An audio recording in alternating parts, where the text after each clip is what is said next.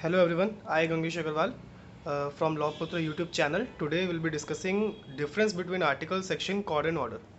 Now I would like to give you a trigger warning basically to show you that these are overlapping. मतलब कि ये सब इनके meaning में बहुत माइन्यूट डिफरेंस है, बहुत थोड़ा थोड़ा अंतर है।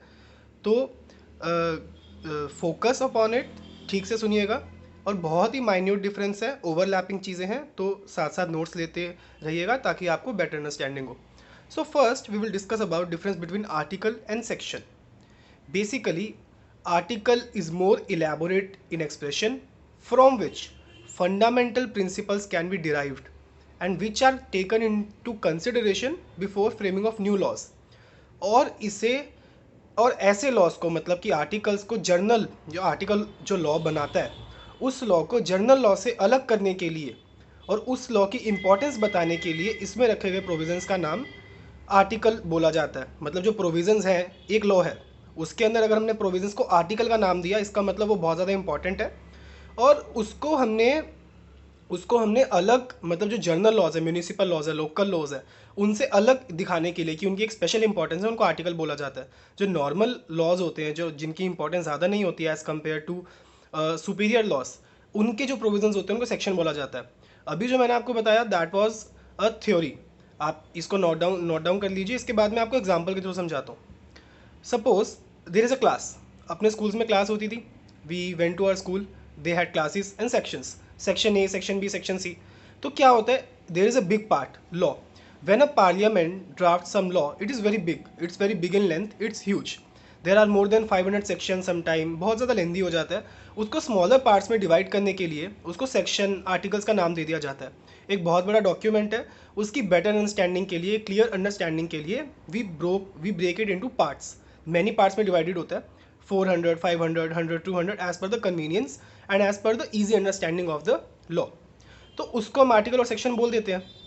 अब आर्टिकल और सेक्शन में डिफरेंस यहाँ पे आता है कि आर्टिकल जो चीज़ें बताता है, मतलब कि देखो एक लॉ है, उसके बहुत सारे प्रोविजंस हैं। हमने एक लॉ को बहुत सारे प्रोविजंस में डिवाइड किया ताकि प्रॉपर अंडरस्टैंडिंग हो। अब उन्हीं प्रोविजंस को एक जगह तो हम आर्टिकल बोलते हैं जैसे कॉन्स्टिट्यूशन ऑफ इंडिया, और एक जगह हम सेक्शन बोलते हैं जैसे कि इंडियन एविडेंस एक्ट। तो ऐसा क्यों होता है? जो कॉन्स्टिट्यूशन है, जो भी हम कोई नया लॉ बनाते हैं, पहले हम कॉन्स्टिट्यूशन को रेफर करते हैं कि that law is not violating right to equality, right to livelihood, many things are seen before drafting a new law. और जो भी वो चीज़ें हैं, हम पहले कॉन्स्टिट्यूशन को रेफर करते हैं ताकि हम एक नया लॉ बनाएं तो वो कॉन्स्टिट्यूशन को वायलेट ना करे। तो what I said in my earlier, मैंने पहले क्या बोला था कि आर्टिकल वो चीज़ें होती है जो फंडामेंटल नॉर्म सेट करती है। नॉर्म का मतलब होता है रूल्स रेगुलेशंस, जो फंडामेंटल लॉज सेट करता है, मतलब कि उसके बेसिस पे नए लॉज बनाए जाते हैं, उनकी इंपॉर्टेंस बहुत ज़्यादा होती है। इसलिए कॉन्स्टिट्यूशन के जो प्रोविजंस हैं उनको सेक्शन ना बोलते हुए हम आर्टिकल बोलते हैं। और जो नॉर्मल एक्ट है, इंडियन एविडेंस एक्ट हो गया या फिर आईपीसी हो गया, Indian penal code, civil procedure code, उनमें हम सेक्शन बोलते हैं क्योंकि उनकी इंपॉर्टेंस कॉन्स्टिट्यूशन के मुकाबले थोड़ी कम है।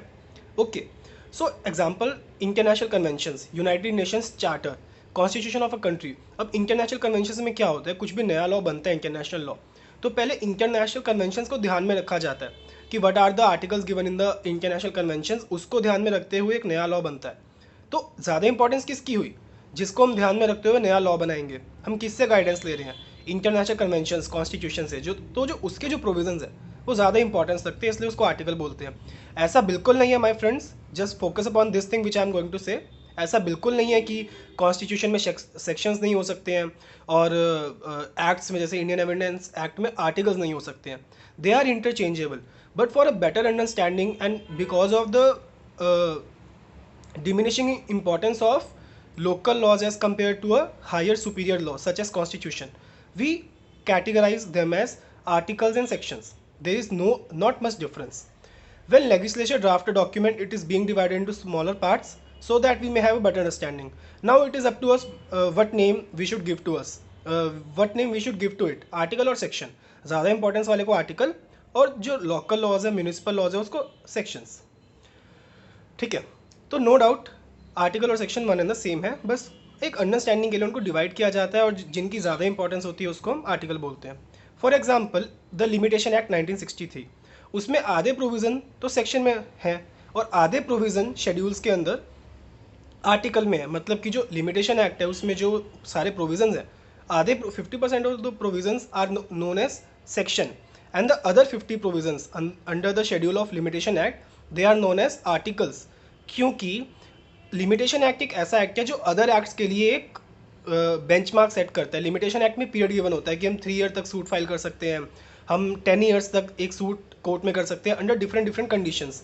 जैसे कि प्रॉपर्टी लैंड मैटर है, जैसे कि मान लो कि प्रॉपर्टी की डिस्प्यूट है तो उसका अलग लिमिटेशन पीरियड होता है। मान लो कि मैंने किसी से लोन लिया हुआ है, I took some money from a local money lender, तो उसने मुझे हरास किया या फिर मैंने उसके पैसे नहीं लौटाए, तो वो मुझ पे केस कर सकता है, लेकिन उसका एक पीरियड सेट होता है 3 ईयर 5 ईयर कि इतने ईयर्स के अंदर अगर मुझ पे केस हुआ then I will be liable to pay him back, otherwise he can't even sue me in the court of law after the limitation period is over. So यहाँ पे क्या हो रहा है, लिमिटेशन एक्ट जो है वो एक बेंचमार्क सेट कर रहा है और उसके बेसिस पे लॉज बनाए जाते हैं। वो सभी लॉज में काम आते हैं, इंडियन एविडेंस एक्ट में या फिर और कोई एक्ट में, लैंड डिस्प्यूट्स एक्ट में, सब में काम आता है। इसलिए उसके जो सेक्शन, जो प्रोविजंस इम्पॉर्टेंट है और दूसरे लॉज को मोटिवेट या फिर हम ये कह सकते हैं अफेक्ट करते हैं, उसको हम बोलते हैं आर्टिकल, क्योंकि इसकी इंपॉर्टेंस ज़्यादा है। I hope it is clear at this point. अगर कुछ भी डाउट बच जाता है फिर भी you can always comment down in the comment section, I will surely reply to it. After that constitution of USA, वहाँ भी क्या है, सेक्शन है, पैराग्राफ है, क्लॉजेज है, आर्टिकल भी है एक ही कॉन्स्टी के अंदर, तो बस वो इंपॉर्टेंस पे डिपेंड करता है। और उसके बाद जैसे आर्टिकल 335 एंड 370 है, जम्मू कश्मीर को स्पेशल स्टेटस गिवन है अंडर आर्टिकल 35 एंड 370, अब गवर्नमेंट ने इसको रिवोक किया। तो एग्जाम्पल ये है कि जो आर्टिकल 35 और 370 है, इसके बेसिस पे ही जम्मू कश्मीर को स्पेशल स्टेटस दिया गया और उसका एक्ट बनाया गया। तो जो किसको ध्यान में रखते हुए स्पेशल स्टेटस दिया गया, आर्टिकल्स को, क्योंकि इसकी इंपॉर्टेंस ज़्यादा है, तो हम इसको आर्टिकल बोलते हैं। So I hope it is clear up to now. Now we will discuss about the difference between section and order. All definitions given under section form part of substantive laws, and all the procedures given under order form part of procedure law. So as you know that there are two types of laws, substantive and procedural. Substantive मतलब कि for example section 302 of Indian Penal Code which describes punishment for murder.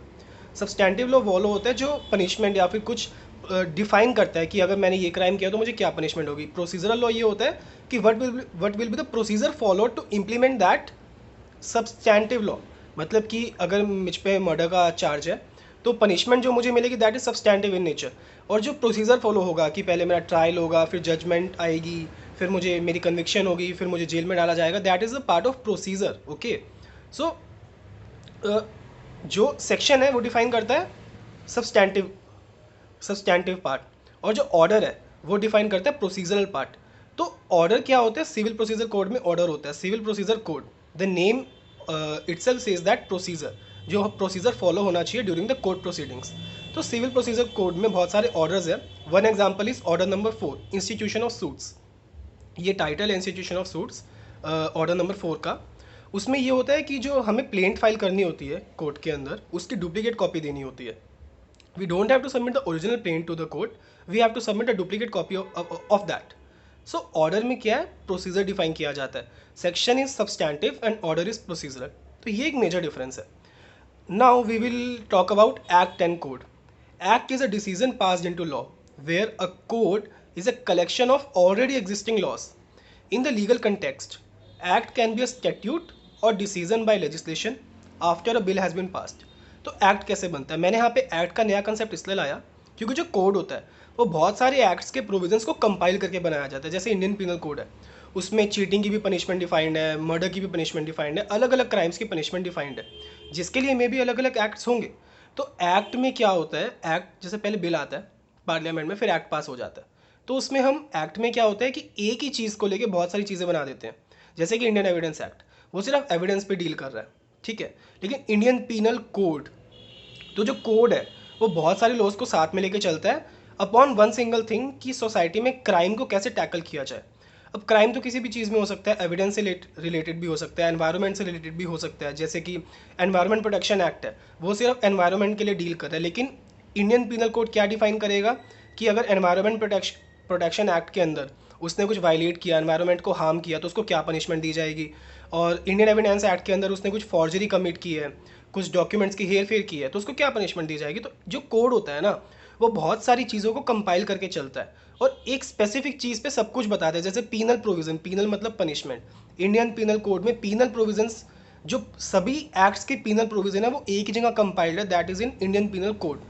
So code को क्या बोला जा सकता है? A systematically arranged collection और compendium of laws, rules, regulations and any set of standards set forth and enforced by a local government agency for the protection of public safety, health, etc. Okay, so code, it is a compilation of statutes and it can't be read in isolation. Like criminal procedure code, it will be read with the evidence act, Indian penal code, etc. It is not complete in itself and require other act or code for its completion. तो Indian penal code है या फिर civil procedure, अब civil procedure code की बात करते हैं। वो प्रोसीजर डिफाइन करता है कोर्ट्स में क्या प्रोसीजर फॉलो किया जाएगा, कैसे प्लेन फाइल होगी, सबसे पहले प्लेन फाइल होगी, उसके बाद रिटर्न स्टेटमेंट आएगी, उसके बाद फिर वो ट्रायल में जाएगा केस, पूरा प्रोसीजर डिफाइन करता है। वो सिर्फ प्रोसीजर की बात कर रहा है, लेकिन वो एक कंपाइलेशन है अलग अलग एक्ट्स का, अलग अलग रेगुलेशंस का, तो उसको कोड बोला जाता है। तो at last I would like to conclude and tell that there is a difference between, I told the difference between article and section, I told the difference between section and order, and I told the difference and I explained what is a code. So code और article और section को relate नहीं किया जा सकता है। जैसे कि एक सिविल प्रोसीजर कोड है, that is a code, code के अंदर क्या आता है, सेक्शंस आते हैं और ऑर्डर्स आते हैं। तो जो आर्टिकल है, सेक्शन है, ऑर्डर है, that can be a part of code. So code is a umbrella term, और उस अम्ब्रेला टर्म के अंदर क्या आता है, आर्टिकल, सेक्शन एंड ऑर्डर। सो ये तीनों उसके पार्ट्स हैं और कोड एक अम्ब्रेला वर्ड है जो मतलब इनका हेड है। So thank you. If any doubts comment below in the section.